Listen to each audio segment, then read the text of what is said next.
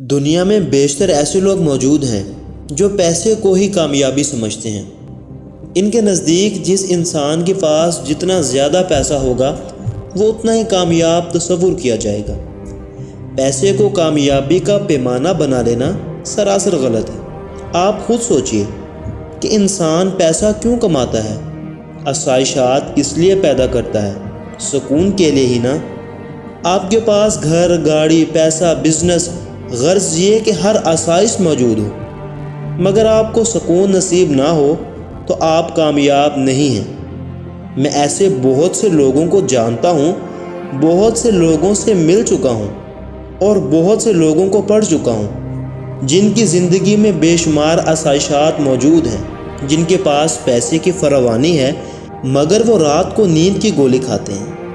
آئے دن ماہر نفسیات کے پاس جاتے ہیں، ان کی جیب میں ہر وقت اینٹی ڈپریشن گولی موجود ہوتی ہے، جس کی وجہ سکون و اطمینان کی کمی ہے۔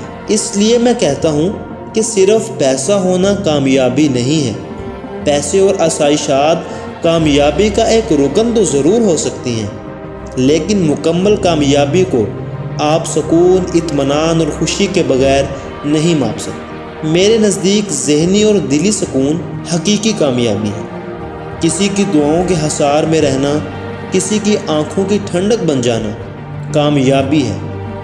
آپ کتنے دولت مند کیوں نہ ہو جائیں، لیکن اگر آپ کے گھر کے ملازمین آپ سے خوش نہیں ہیں، یا آپ کے آفس کا کلرک اور کامیابی کا عملہ جھولی اٹھائے آپ کو دل سے دعا نہیں دے پاتا، تو آپ ناکام ہیں۔ میں نے ہزاروں لوگ دیکھے ہیں، روز ایسے کئی افراد سے ملتا ہوں جو ہر دوسرے انسان سے دعا کی درخواست کرتے ہیں۔ دعائیں کرواتے ہوئے تو آپ سب نے بے شمار دیکھے ہوں گے، پر کیا آپ نے کبھی دعائیں لیتے ہوئے کسی کو دیکھا ہے؟ کامیابی لوگوں سے دعائیں لینے کا نام ہے، اور ہر کامیاب انسان اس گر کا ماہر ہوتا ہے۔ اسے لوگوں سے دعائیں لینی آتی ہیں۔ کامیاب لوگوں کو کسی سے دعا کے لیے کہنا نہیں پڑتا، لوگ خوشی سے جھولی اٹھائے ان کے لیے سچے دل سے دعا کرتے ہیں۔ ہمیں اس رویے، اس ایٹیٹیوڈ کو بدلنے کی ضرورت ہے جو ہمیں کامیابی کے نام پر پیسے کا غلام بنائے رکھتا ہے، اور ہم اپنی خوشیوں کو بھی پیسے پر قربان کر دیتے ہیں۔ اپنی چھوٹی چھوٹی خوشیوں کو انجوائے کرنا بہت اہمیت کا حامل ہے۔ یاد رکھیں، خوشیوں پر کمپرومائز کرنا آپ کو ناکام تو بنا سکتا ہے، پر کامیاب نہیں بنا سکتا۔ لہٰذا کامیابی کو خوشیوں میں تلاش کریں، دولت میں نہیں۔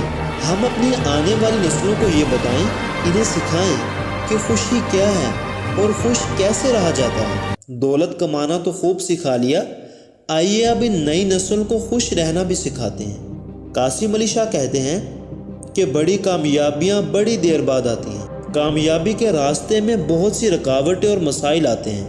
میں سمجھتا ہوں کہ یہ مسائل ہی انسان کی کامیابی کی اصل نوید ہیں۔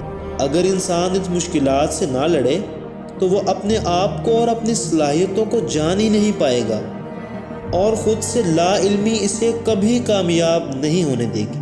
یہ مشکلات تو ہمیں مضبوط بنانے کے لیے آتی ہیں، اور جو ان مشکلات کا ہمت سے سامنا کرتا ہے، کامیابی کے راستے اس پر کھل جاتے ہیں۔ بابا جی سے چند ایک ملاقاتوں کے بعد ایک روز وہ کہنے لگے کہ پتر، زندگی میں مسائل آئیں تو کمر باندھ کر میدان میں اتر جائیں۔ میں نے کہا کہ بابا جی، میں آپ کی بات نہیں سمجھا۔ کہنے لگے، پتر، جو لوگ مسائل اور رکاوٹوں سے بھاگتے ہیں وہ راستے سے بھٹک جاتے ہیں۔ رکاوٹوں سے بھاگ کر کامیابی تک نہیں پہنچا جا سکتا، کیونکہ یہ رکاوٹیں اور مسائل ہی تو ہمیں کامیابی تک لے جاتے ہیں۔ مسائل سے گھبرانے کے بجائے کمر باندھ اور میدان میں اتر جاؤ۔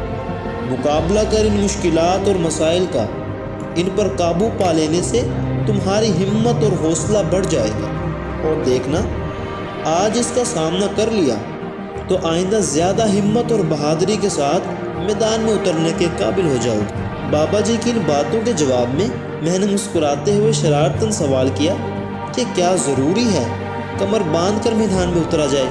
بابا جی بھی مسکرا دیے اور سمجھاتے ہوئے بولے، یہ مسائل اور وقتی ناکامیاں انسان کو کامیاب بنانے کے لیے آتی ہیں، ان سے بھاگ کر انسان کبھی کامیاب نہیں ہو سکتا۔ اس لیے اپنی تمام تر لگن اور جستجو کے ساتھ مشکلات کا سامنا کرنے والے کامیابی حاصل کر لیتے ہیں۔ ایک بزرگ کا قول ہے، انسان نے ہمیشہ جلد بازی کا پھل ندامت ہی پایا ہے۔ کسی بھی کام کو بنا تاخیر کے کر لینا یا کام کا ہو جانا جلدی کہلاتا ہے۔